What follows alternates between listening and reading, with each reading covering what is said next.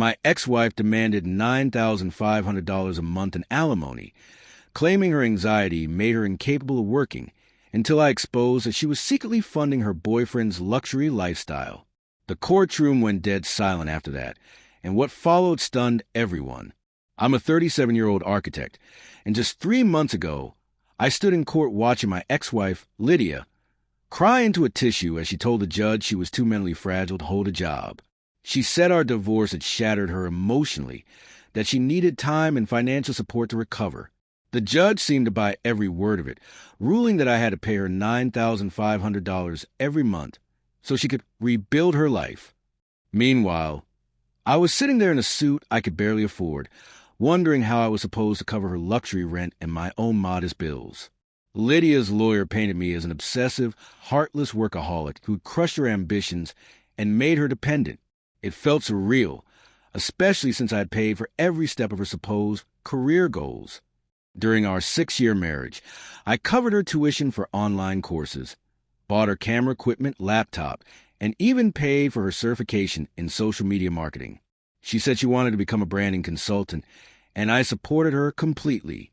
I had no idea I was just funding her next chapter with another man. About a year before our breakup, Lydia began working closely with a guy named Ryan, who ran a luxury watch brand on Instagram. She said it was purely professional, but one night her phone buzzed with a text from him that read, "Can't wait to see you in that dress again tonight." That was when I realized something was going on.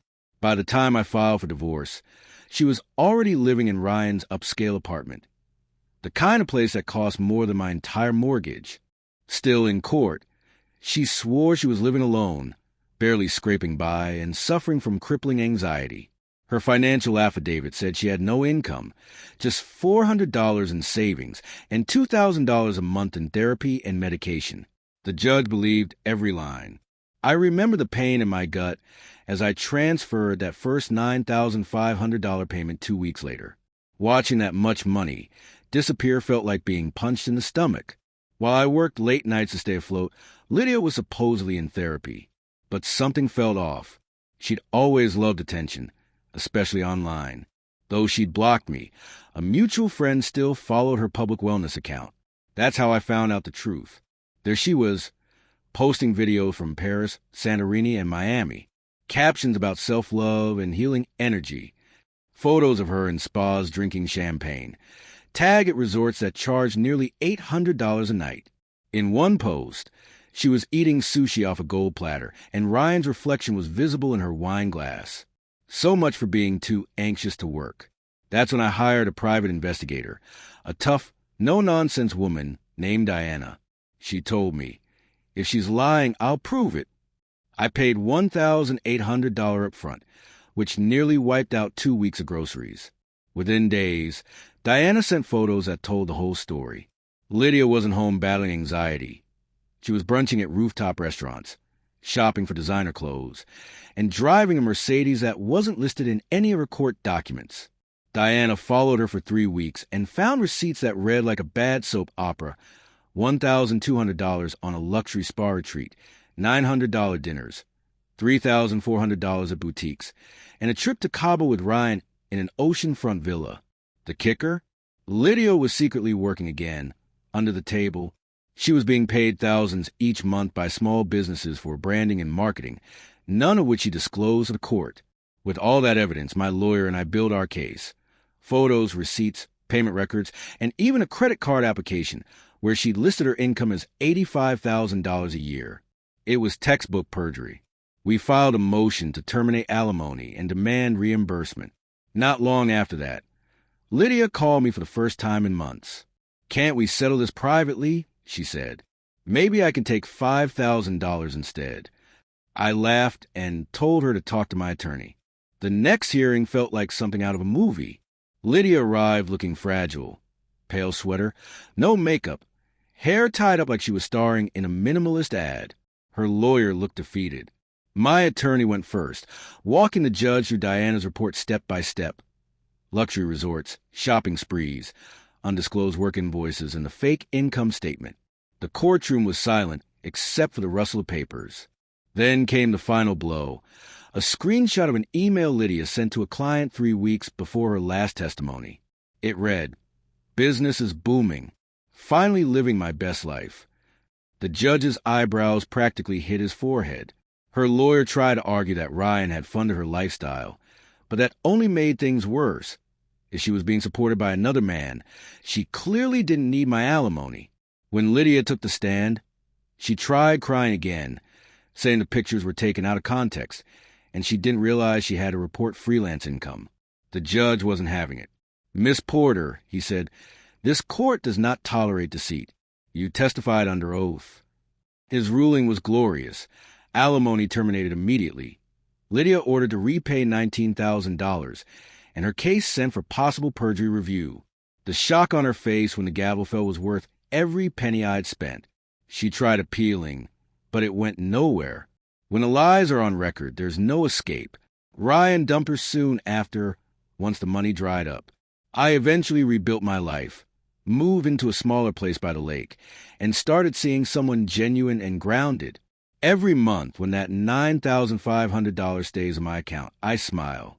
The truth didn't just free me, it bankrupted her lies. But Lydia wasn't finished. 2 weeks later, I got a certified letter from a new lawyer of hers. She'd filed a motion for reconsideration, claiming I had emotionally coerced her during our marriage and that her mental breakdown caused her to accidentally lie. She even attached a note from a therapist she'd been seeing for only 10 days, insisting that revisiting the decision would prevent psychological harm. Basically, she turned her fraud into a sob story. The motion was ridiculous.